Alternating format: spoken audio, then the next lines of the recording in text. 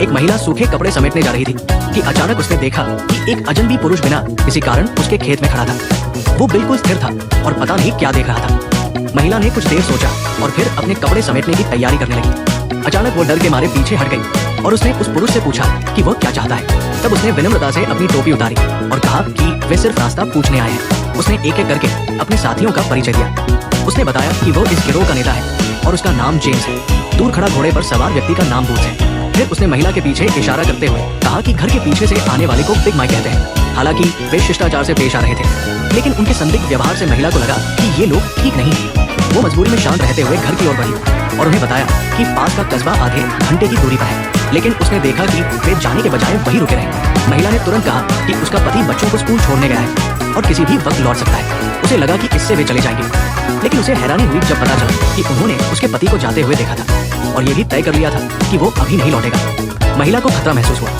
उसने अचानक big mic पर एक टोकरी दे मारी और भागते हुए घर की ओर बढ़ी। रास्ते में उसने एक बूढ़े को भी लात मार दी। घबराहट में भागते वक्त जेम्स ने सिर्फ अपने साथियों को इशारा किया। बूट्स और बिग माइक तुरंत उसके पीछे दौड़े। महिला लड़खड़ाते हुए भागी और बूट्स के करीब पहुंचने से पहले गोदाम में घुस गई। उसने दरवाजा बंद किया और सिटकनी लगा दी। फिर वो गोदाम के अंदर की ओर भागी। कुछ ही देर में चारों ने दरवाजा तोड़ दिया और सावधानी से बंदूक निकालकर अंदर घुसे। वे महिला को ढूंढने की कोशिश कर रहे थे। तभी बूढ़े ने जेम्स से कहा, हमें चारों ओर देखकर रास्ते पर वापस चलना चाहिए। तभी महिला अचानक घोड़ों के तबेले से बाहर निकली। उसने बिना मौका दिए बिग माइक को धक्का मारा और घोड़े पर सवार होकर तेजी से भाग निकली। जेम्स ने जल्दबाजी नहीं की और शांति से एक गोली चलाई।